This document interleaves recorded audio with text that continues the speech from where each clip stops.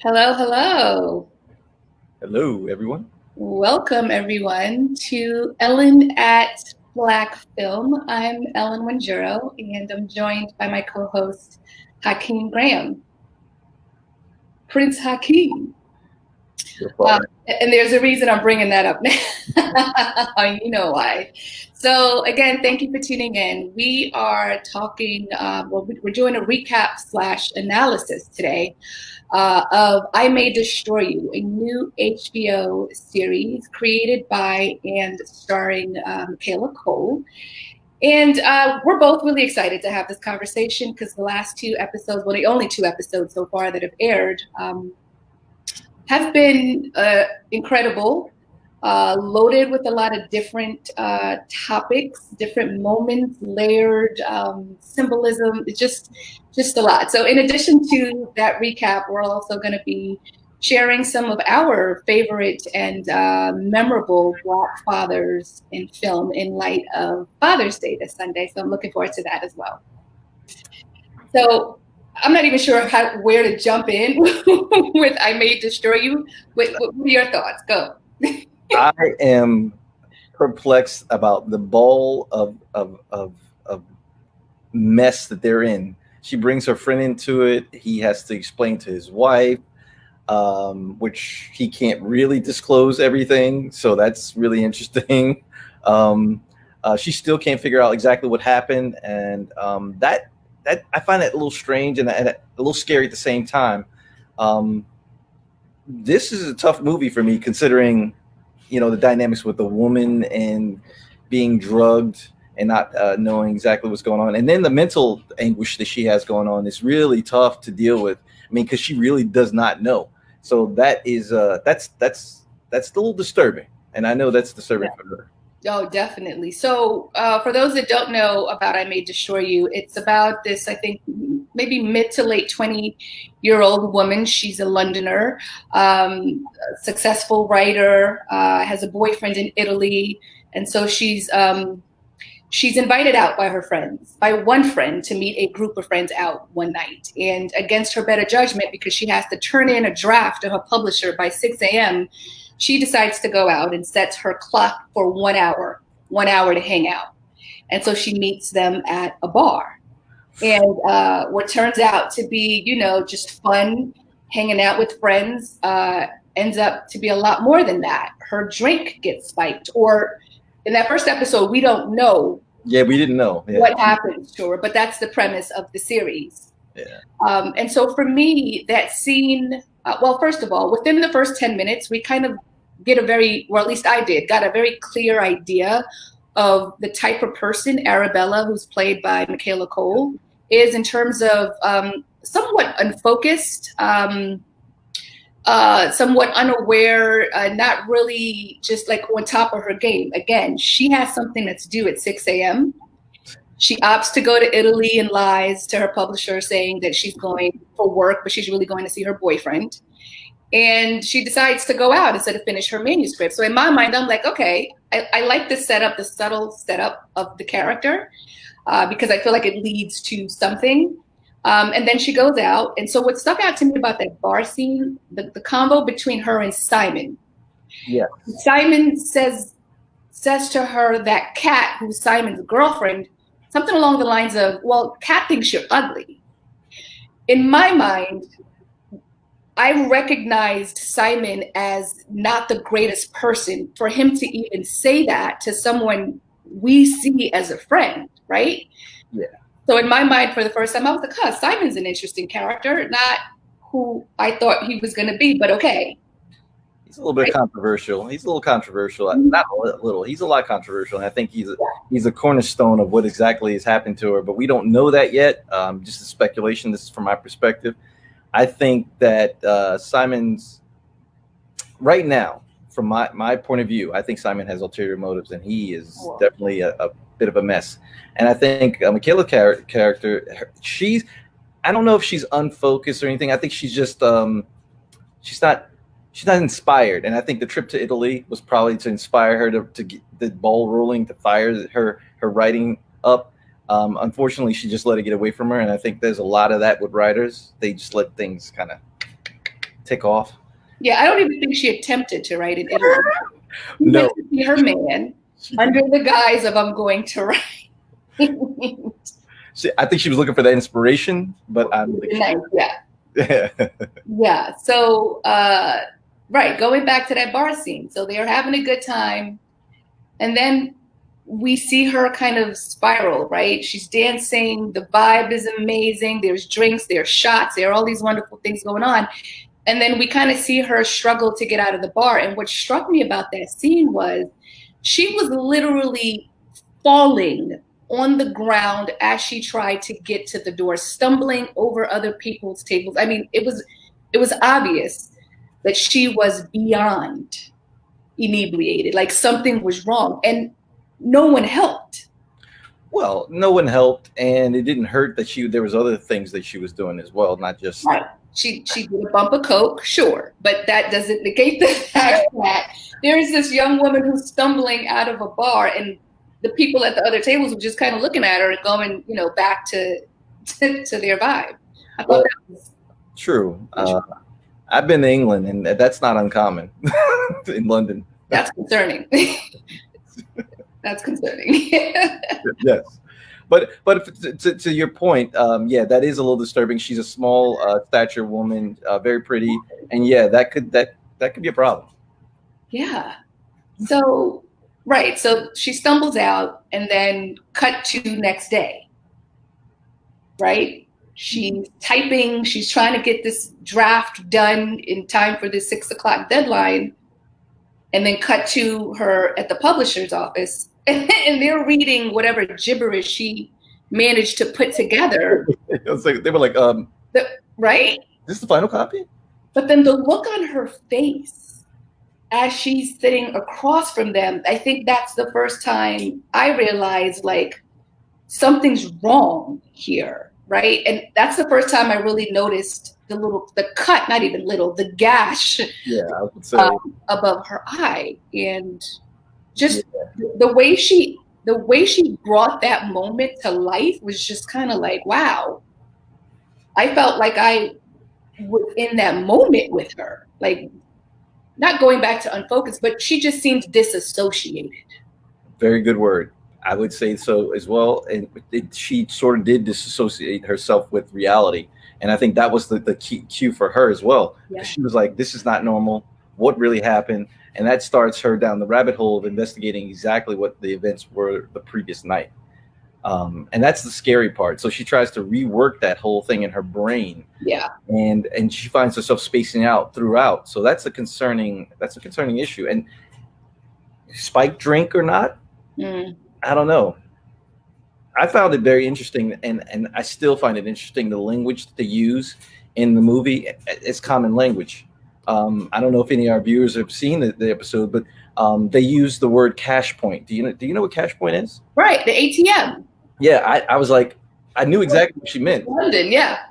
But I was just like, cash point. Okay. Mm-hmm. Yeah, it took me a second to figure that out. But the reason why I say that is because people may stumble with the language.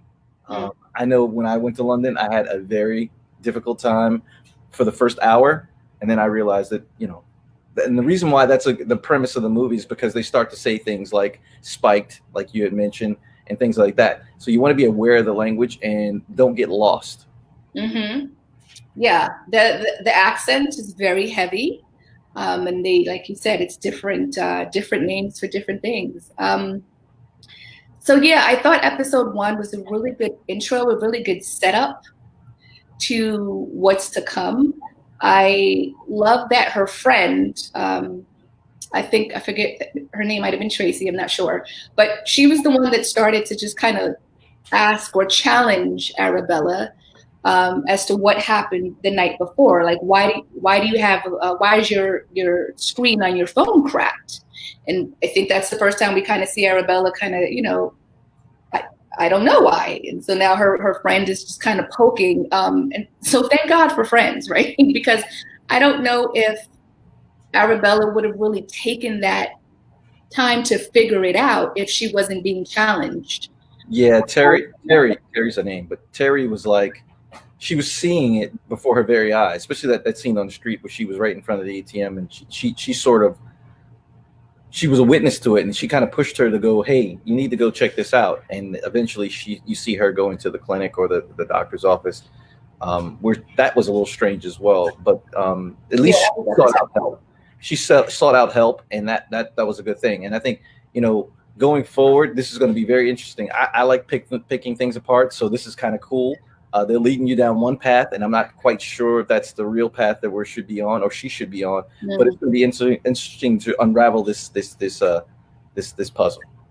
Yeah, I mean, the way episode one ended, for me was pretty dope, right? Up until she gets home, um, that's when she really gets her first flashback that just kind of sets the tone for episode two. Right. So she walks into her apartment, and she walks upstairs, and she places her hand on the doorknob of her bedroom, and that's when the flashback pops into mind, and that's when we as the audience see this man, this white man who looks like he's doing something he shouldn't be doing. We can't really make out where he is. Bathroom cubicle, I think she explained. Right, which she explains in episode two. But I thought her reaction to that flashback was brilliant because I guess I was expecting a total meltdown. I was expecting the complete left, and instead she's just like, and then cut to black. And I was just like, wow, that speaks to how disassociated she has been, and really unaware of what happened to her, and what a scary feeling to not be able to, figure out that something happened to me. I don't know what, and I don't know who, but the quest continues. The quest continues. Well, I think it's the writer's mind.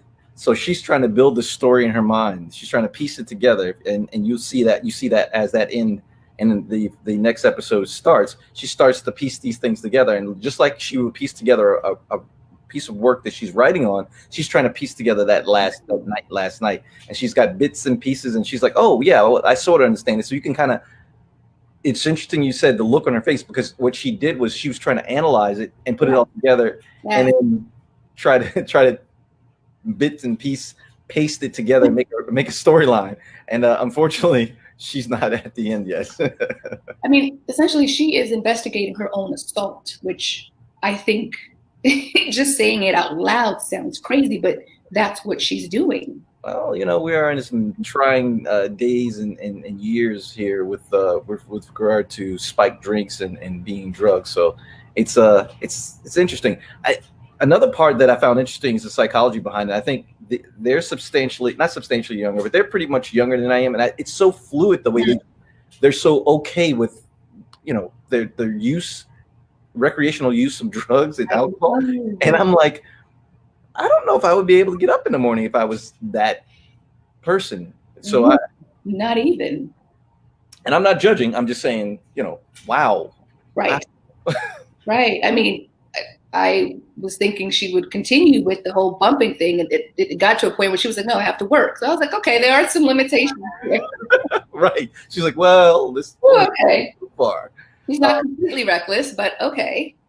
I think there's a fine line between liberation and exploitation, right? And, you as a woman, you want the freedom. You have the freedom to go out and drink however much you want to drink and wear what you want to wear and be as free and as comfortable as you need to be without being in fear of some man or some person taking advantage of you and looking at how you're dressed and looking at you being incoherent and making a judgment on that and saying, oh, well, she's asking for it. Look at her dress. Look how short it is. She's out of it. She's not going to care.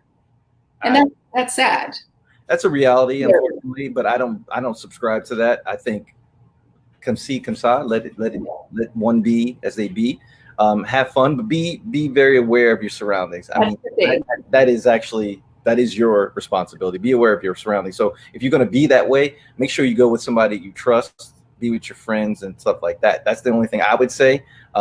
As for the other thing is being judged by what you wear and how you act and how you drink, I think that's unfair. I think men do and say a lot worse. So I don't see why women should have blindly not being able to have the same liberties I'm not trying to appease women. I'm just saying seriously, as human beings, I don't get it.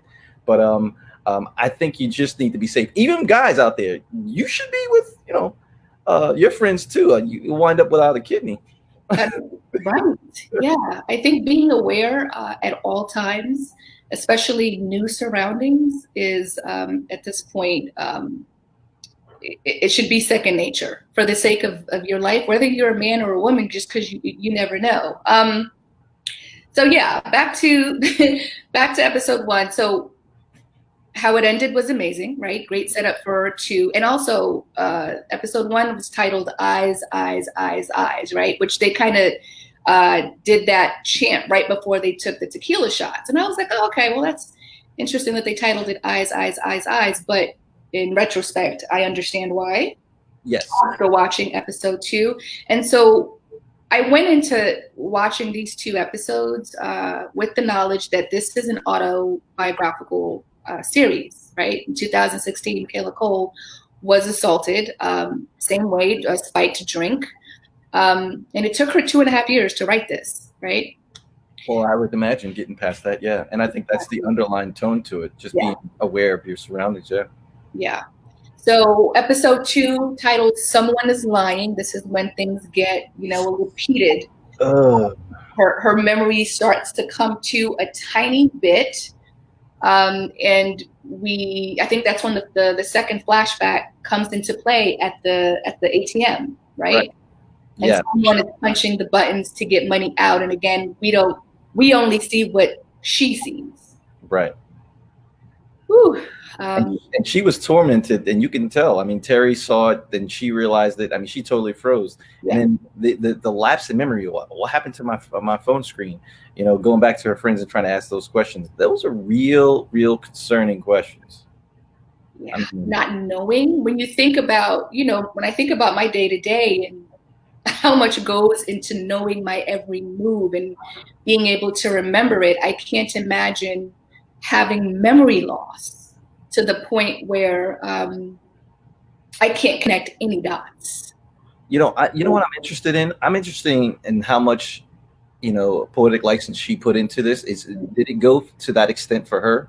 Did she really lose her memory? Did she have to piece it back together? Or is this her poetic license and entertaining us with this story?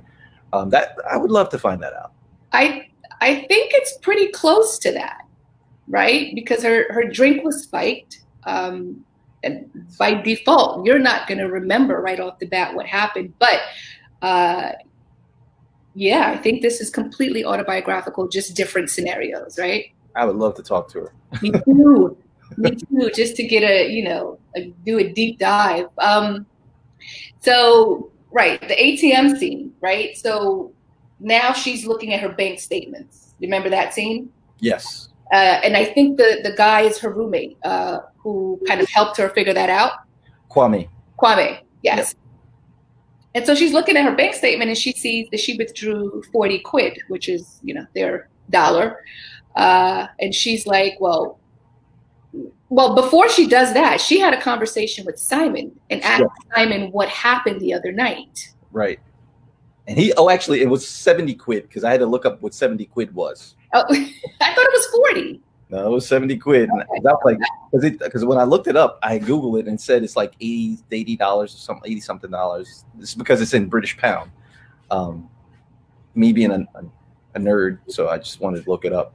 But it was so interesting that they did that because that would set off bells for me. If you can't trace it back, and to your credit, that's how she's, again, that writer's mind. She's kind of working herself back into it, especially first with Simon and then with Kwame. Yeah. So go ahead. Right. So she has the conversation with Simon. Simon just kind of plays it off like, yeah, we did this and then we took you home. So then fast forward, she sees the bank statement and it says, however much money, and the location, which was in Camden, which is a lot further than where they were hanging out, I guess close to her neighborhood. I think that's the first time something weird clicks in her mind, like, wait, how did I end up in Camden? Why would I be in Camden? And how did I get there? And how did I get there? Yeah. So I think that's the first setup to, I got to talk to Simon. I True. got Yeah. to have a face to face with Simon. And then, so then that happens. And okay, so really quickly going back to Simon's character, in addition to him, kind of outing his girlfriend and saying, she calls you ugly or she thinks you're ugly, he's cheating on his girlfriend Kat with Natasha, right? So again, we're getting an idea of that I, Simon is. I already made up my mind about Simon. Right? You know what it is. To me, this is kind of like a whodunit and Rand mystery. But real life. But real life, right? So that meeting between Simon, Arabella, and Kat was interesting because I think for the first time I kind of got to see Arabella take this a lot more seriously as she tried to engage Simon in letting her know, so how did I end up in Camden? How did we get to Camden? And then Simon is just hemming and hawing. You can tell he's full of crap. Yes, you can tell. And you can see that his girlfriend is kind of looking at him. Like initially she's going along with what he's saying. Then he stumbles and he says the Uber thing. Yeah, and then he's caught in a lie. And so then now the girlfriend's looking at him like, well, this is what you told me. So why were you somewhere you said you weren't? Well, let's keep it real. She was like, bruh. Right. Right. I mean, in that whole scene back in episode 1 between the girl, the girlfriend, Simon, and the guy from the States was weird until we figured out what happened. I just didn't get that at all. I was just like, huh? Yeah, I think the idea was for them to hook up with the girlfriend. But it was shady because the girl that was supposed to hook up with them said, oh yeah, well, I gotta go, only for him to re-link up with her later, which I was like, yeah, I didn't get the point of linking up with them to begin with. Well, because the idea was they were supposed to do the threesome. Yeah.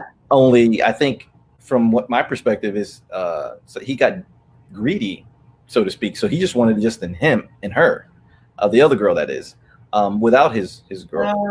Okay. So I was like, how's that working? And how come nobody else? It seemed like everybody else was in on it except for the girlfriend. So I thought that was shady. I don't know what. That was shady. Simon is a shady dude. So all right. So back to the table. Arabella asks Simon for his phone so she can take a screenshot of his Uber receipts. Right. Right, because there was a conversation that just went way left with that. And you kind of see Arabella's mood completely morph into, I believe you, friend, to wait a minute, you're lying to me. Well, it was more like, it doesn't make sense. And then it was like, you're lying to me because you just changed your story. Right. And Simon wasn't even smooth about it. I guess he never thought that it would come back. Well, I think he thought that they were just good friends and that she would just cover for him. That's what I'm assuming. So it was sort of like that sort of situation. But then you have the facial feature or the facial looks that he made to his girlfriend, and I'm like, dude, you're just giving it all away in that facial expression. Like you really messed up, and I think you need to recognize that and just at some point you're gonna have to come clean. But I don't want to tell the rest of that because I think you should tell the rest of that part.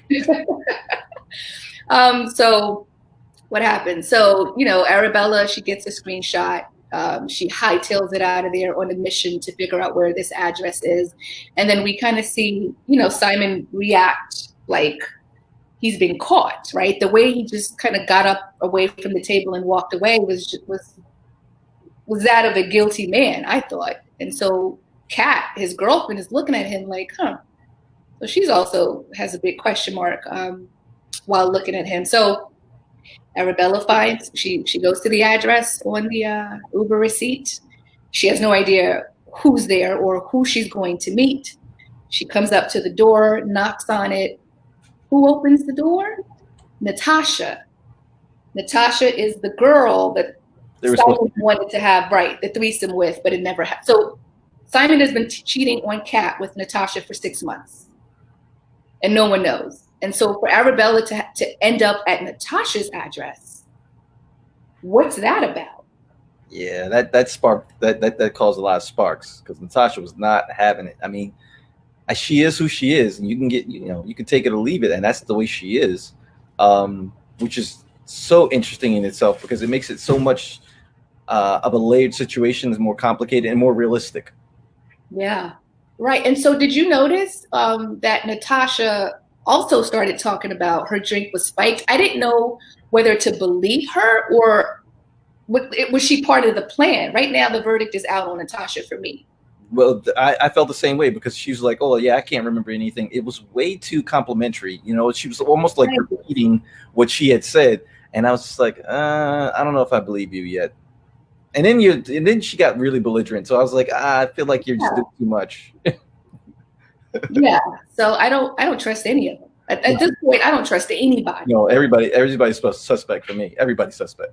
So if we're feeling like this, could you imagine what's going on in Arabella's mind? Well, exactly is the premise that we started. We Right. don't know what's going through her mind, and clearly, anybody in her situation would probably react a little differently. But again, she has that fine-tuned writer's mind, so Yeah. she's going to try to piece this together and make a story out of it. Ergo, Michaela making this movie because that's what she finally did. She's a writer, and she pieced this together, and this is where it's leading, and which makes for interesting TV, right? Yeah.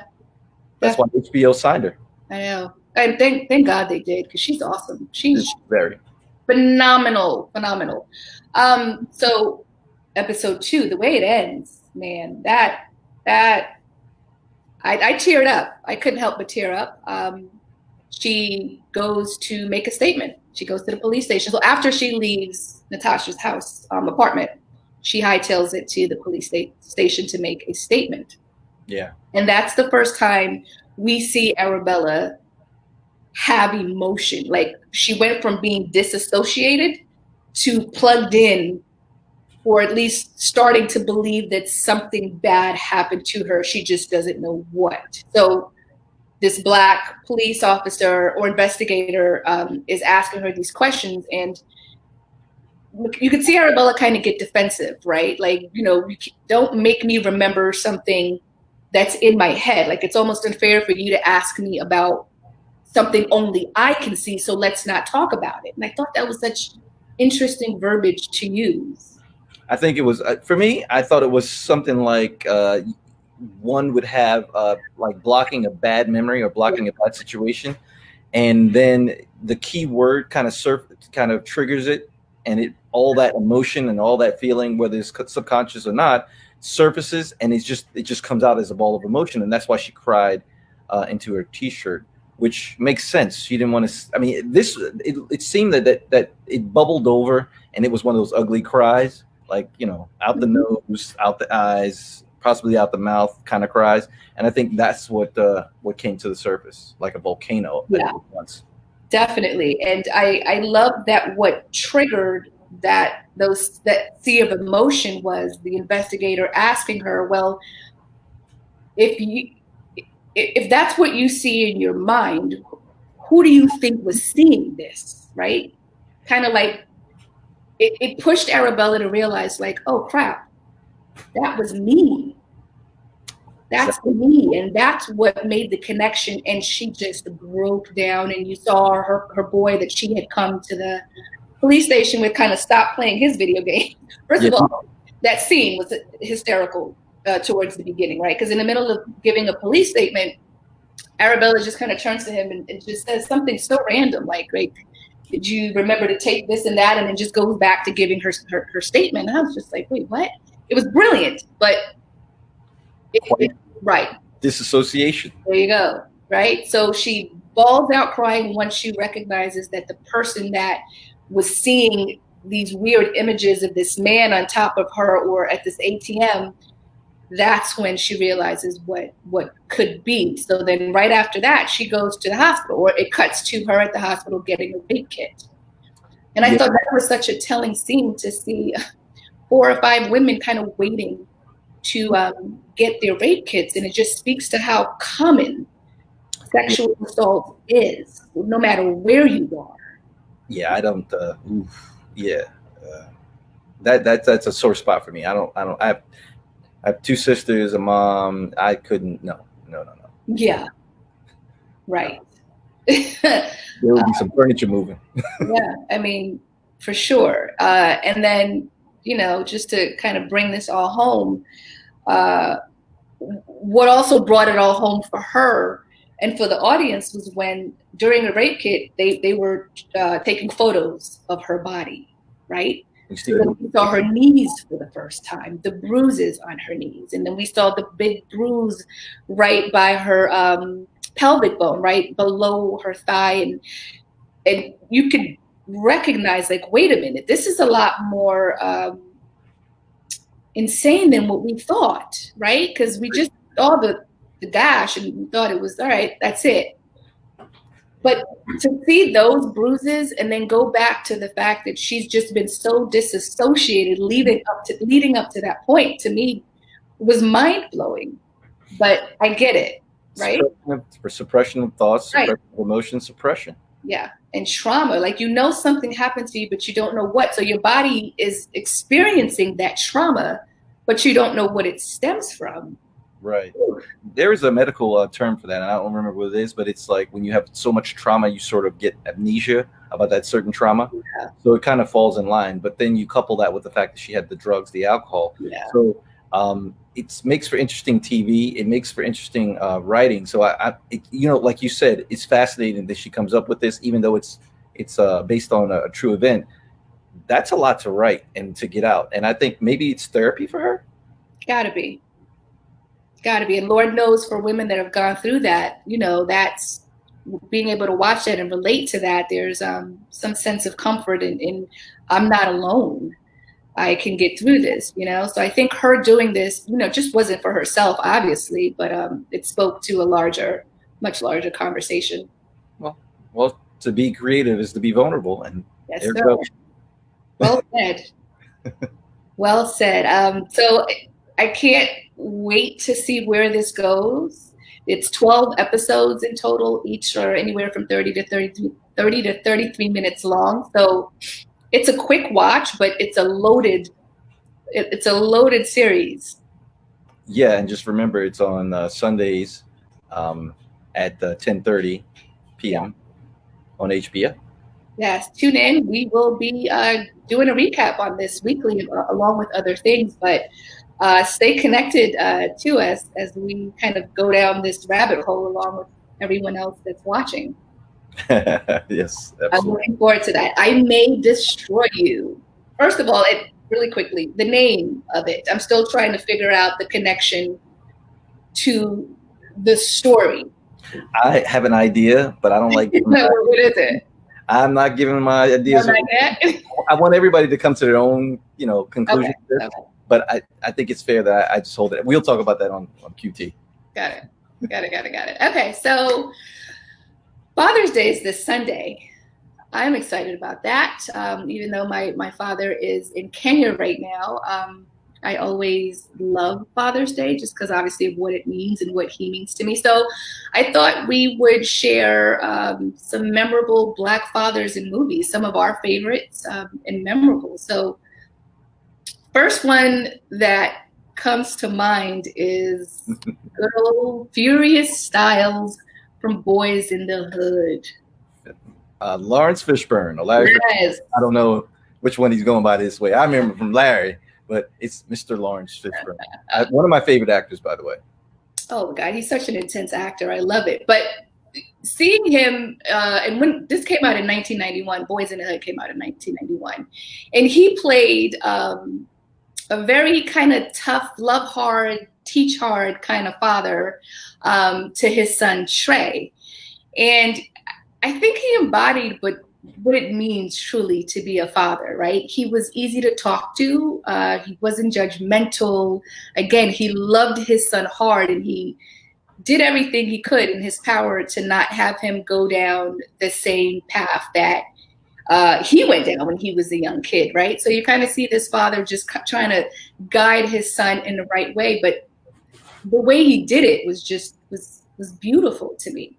Yeah, it was actually very creative, very astute, and I'm using those words only because of the neighborhood they come from. If you haven't been to Cali, and it's funny, I was just watching a lot of movies and a lot of shows with the Cali as a backdrop.